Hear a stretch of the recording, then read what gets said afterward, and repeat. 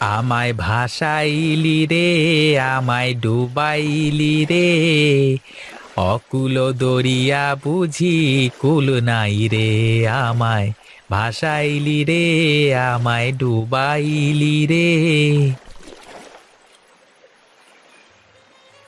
দেবে, ভাসিয়ে দি আমার মেয়ে দুটোকে, ভাসিয়ে দি নদীতে, ভাসিয়ে দি আমার মেয়ে দুটোকে।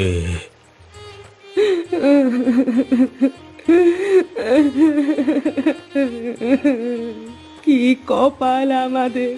বিধাতা আমাদের কোনো সন্তান দেননি এতদিন, কিন্তু আজ এত বছর পরে যমজ সন্তান লাভ করার পরেও আমরা তাদের আমাদের কাছে রাখতে পারলাম না।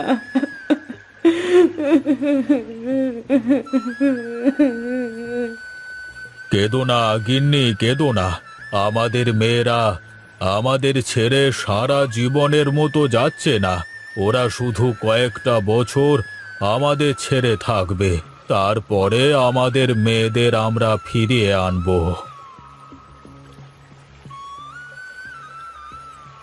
মালিক, আপনি কোনো চিন্তা করবেন না। আমি আপনার মেয়েদের পিছু পিছু যাচ্ছি। আমি সারাক্ষণ ছায়ার মতো আপনার মেয়ের পাশে থাকব, কিন্তু সেটা ওদের কখনো বুঝতে দেব না। সব খবর আপনাকে নিয়ে এসে দেব। হ্যাঁ রামু, তুই যা। আমার মেয়েদের সব সময় খেয়াল রাখিস কেমন, আর কখন কি ঘটে আমাকে এসে বলে দিবি। ঠিক আছে মালিক, আপনি কোনো চিন্তা করবেন না। আমি আপনার মেয়েদের খেয়াল রাখব। আমি এখন চলি।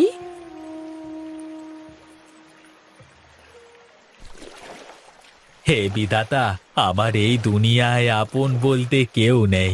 তুমি আমাকে কেন আপন লোক দিলে না বিধাতা? দুনিয়াতে এত লোক থাকতে আমাকে একটাও আপন লোক দিলে না। এমন কেন করলে বিধাতা? এমন কেন করলে?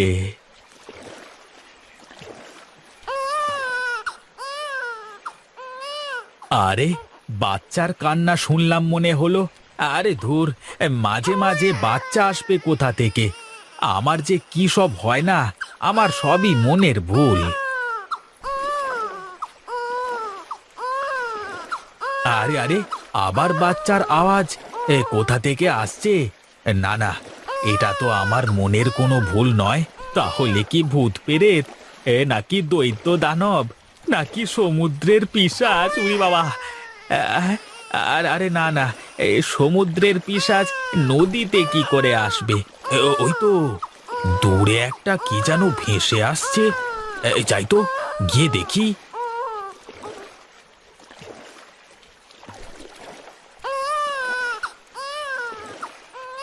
হায় বিধাতা, হে কি সর্বনাশী কাণ্ড! কে ফুটফুটে বাচ্চা দুটোকে এভাবে জলে ভাসিয়ে দিয়েছে? এখন আমি এই বাচ্চা দুটোকে নিয়ে কি করব? তবে কি বিধাতা আমার আপন মানুষকে পাঠিয়ে দিলে আমার কাছে? না, আমি বাচ্চা দুটোকে বাড়িতে নিয়ে যাই। ওদের আমি নিজের হাতে মানুষ করে তুলব। তুমি ধন্য বিধাতা, তুমি ধন্য। তোমার প্রতি হাজার শুক্রিয়া, এই অসহায় মাঝির মনের কথা শোনবার জন্য।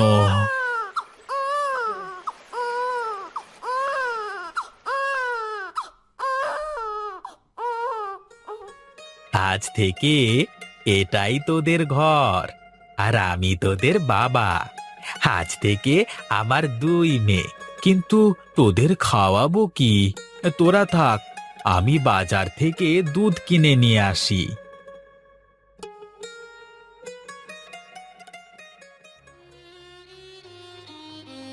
বল বল রামু, কি খবর নিয়ে এসেছিস বল। খবর খুব একটা ভালো নয় বাবু। খবর ভালো না? তুই কি বলতে চাইছিস? সবকিছু খুলে বল তো আমাকে। আপনাদের মেয়েদেরকে এক মাঝি পেয়েছে। আপনার মেয়ে দুটোকে শিমুলতলি গ্রামের মাঝি হারান তার নদীর পাশে ছোট্ট একটা কুঁড়ে ঘরে আশ্রয় দিয়েছে। যাক, তাহলে অবশেষে কেউ পেয়েছে তোমার মেয়েটাকে। আমি তো আরো বড্ড দুশ্চিন্তায় ছিলাম যে মেয়ে দুটো যদি কোনো মানুষের হাতে না পড়ে তাহলে কি হবে। দুঃসংবাদ একটাই যে ওই হারান মাঝির আপন বলতে কেউ নেই। ওই মাঝি আপনার মেয়ে দুটোকে ওর নিজের মেয়ের পরিচয় দিয়েছে। ও ভাবছে হয়তোবা সৃষ্টিকর্তা মেয়ে দুটোকে ওর কাছে পাঠিয়ে দিয়েছেন। যা যা, তুই যা, আমার মেয়েদের ওপরে নজর রাখ, দেখিস ওদের যেন কোনো বিপদ আপদ না হয়। আচ্ছা ঠিক আছে মালকিন, আমি এক্ষুনি যাচ্ছি। আমি কথা দিলাম আপনার মেয়েদের ওপর কোনো বিপদ আপদ আমি আসতে দেব না। ছায়ার মতো আগলে রাখবো ওদের। তুই এটা কিন্তু খেয়াল রাখবি যেন আমার মেয়েরা 12 বছরের পূর্ণ হওয়ার আগে এই গ্রামে পা না রাখে। যদি 12 বছরের আগে গ্রামে পা রাখে আমার মেয়েরা, তাহলে কিন্তু সব অনর্থ হয়ে যাবে। ও সব নিয়ে আপনি একদম ভাববেন না মোড়ল মশাই, আমি সব কিছু ঠিকই সামলে নেব। আচ্ছা ঠিক আছে, তুই যা এখন। আর সাবধানে থাকিস, কারোর নজরে আসিস না কিন্তু। তুই যদি কারোর নজরে পড়ে যাস তাহলে কিন্তু ঝামেলা হয়ে যাবে, লোকে তোকে সন্দেহ করবে। ঠিক আছে বাবু, আমি এখন চলি তাহলে।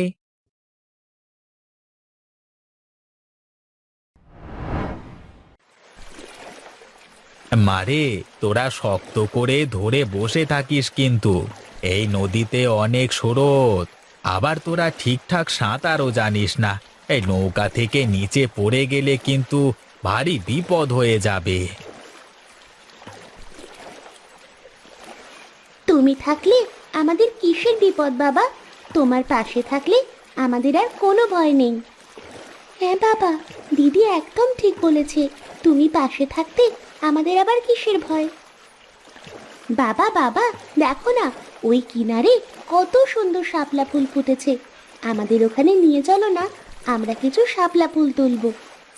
হ্যাঁ বাবা, হ্যাঁ বাবা, চলো, আমাদের নিয়ে চলো, শাপলা ফুল তুলবো। ঠিক আছে মা, আমি তোদের নিয়ে যাচ্ছি, চল।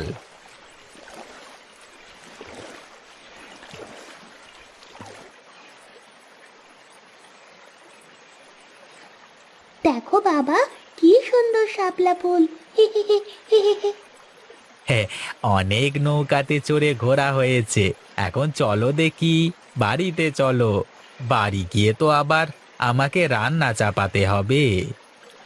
হ্যাঁ, তাই চলো বাবা, তাই চলো।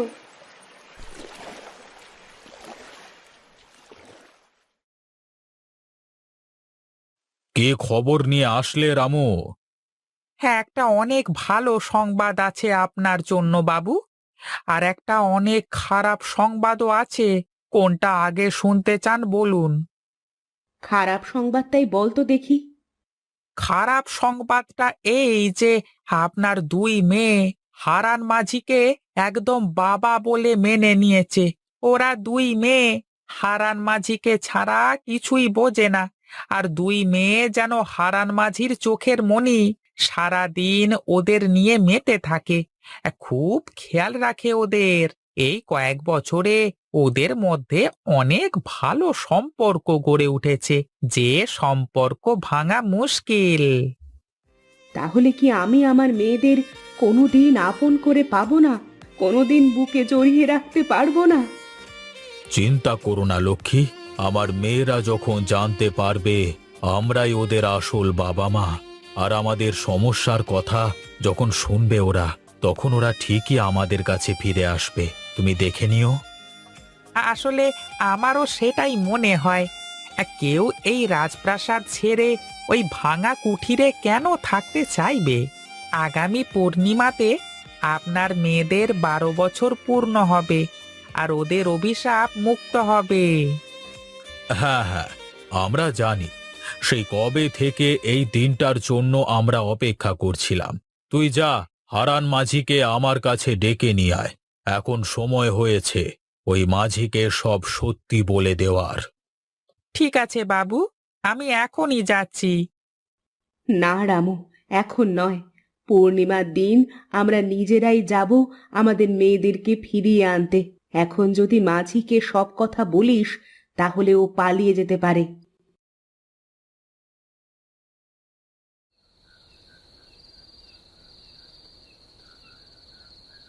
হারান মাঝি, বাড়িতে আছো?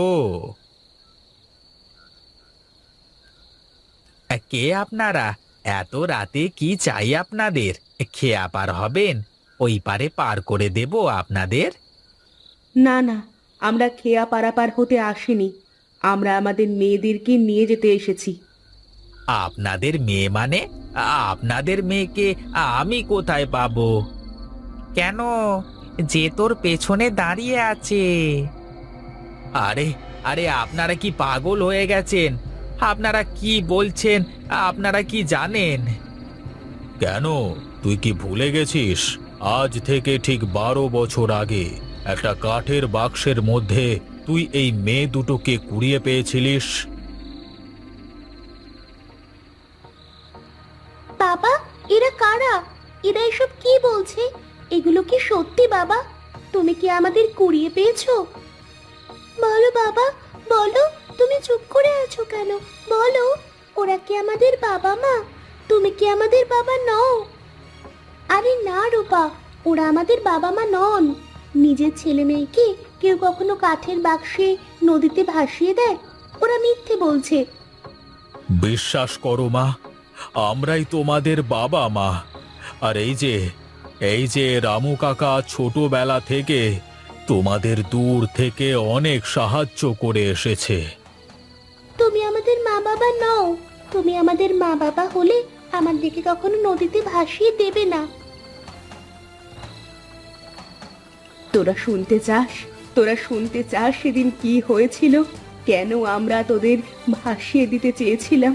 আমার শ্বশুর মশাইয়ের 3 বউ ছিল, কিন্তু আমার শ্বশুর মশাইয়ের কোনো ছেলে সন্তান ছিল না। আর তাই সে জোর করে তোর বাবাকে এক মহিলার কাছ থেকে কেড়ে নিয়ে সেই মহিলাকে মেরে ফেলে। আর সেই মহিলা মরার আগে অভিশাপ দিয়ে গিয়েছিল, আমাদের বংশের সব ছেলেমেয়েরা 12 বছর বয়স হলে মারা যাবে। আর এই অভিশাপ থেকে মুক্তির বড় একটাই উপায় ছিল, তোদের জন্মের 3 দিনের মধ্যে তোদেরকে এই গঙ্গার জলে ভাসিয়ে দেওয়া। এখন তোরা অভিশাপ মুক্ত। আমরা তোদের দেখতে আসলে তোরও একই ক্ষতি হতো মা, তাই আমরা তোদের দেখতে আসতে পারিনি। কিন্তু আমরা তোদের সব সময় দূর থেকে খেয়াল রেখেছি। আমরা পাঠিয়েছিলাম তোর কাকাকে তোর খেয়াল রাখবার জন্য। বলো না বাবা, এরা যা বলছে তা কি সত্যি? হ্যাঁ বাবা, বলো, এরা কেন এমন বলছে? এদের কথা কি সত্যি? হ্যাঁ রে মা, ওরা সত্যি বলছে। আমি আসলে তোদের নদীতে কুড়িয়ে পেয়েছিলাম, কিন্তু আমি জানি না যে ওরা তোর সত্যি বাবা মা কিনা। আচ্ছা আচ্ছা, তোরা আমাকে একটা কথা বল, তোদের কি কখনো মনে হয়েছে যে আমি তোদের আসল বাবা না? না বাবা, আমার এমন কখনোই মনে হয়নি। আমারও কখনো মনে হয়নি বাবা। আরে ওদের মনে হওয়া না হওয়াতে কি আসে যায়? সত্যি তো এটাই যে আমরাই ওদের আসল বাবা মা। হতে পারে আপনি ওকে জন্ম দিয়েছেন, আর আপনার স্ত্রী ওকে 10 মাস 10 দিন পেটে ধরেছে, কিন্তু আমি 12 বছর ধরে ওদের দেখাশোনা করেছি, ওদেরকে বড় করে তুলেছি। এখন আপনারাই বলুন, কে আসল বাবা? তুমি আমাদের আসল বাবা। আমরা তোমার সাথে থাকতে চাই। হ্যাঁ বাবা, তুমি এতদিন ধরে আমাদের দেখাশোনা করেছো, আমাদের কোনো কিছুর অভাব বুঝতে দাওনি। আমি তোমাকে ছেড়ে কোথাও যাব না। আপনারা চলে যান, আমাদেরকে আমাদের মতো থাকতে দিন। তোরা রাজপ্রাসাদ ছেড়ে এই ভাঙা ঘরে কি করবি? কি করে থাকবি এখানে? আমরা এই ভাঙা ঘরে 2 বোন আমাদের বাবার সাথে অনেক সুখে আছি। যদি আপনারা সত্যি আমাদের জন্ম দিয়ে থাকেন, তাহলে নিশ্চয়ই আমাদের সুখ চাইবেন। আর আপনারা এখানে যদি কখনো না আসেন, তাহলে আমরা আমাদের বাবার সাথে সুখে থাকতে পারবো। আপনারা দয়া করে এখান থেকে চলে যান। ঠিক আছে, তোরা যখন এখানেই থাকতে চাস তাহলে থাক, আমরা আর কখনো তোদের সামনে আসবো না। চলো গিন্নি, এখানে থেকে আর কোনো লাভ নেই।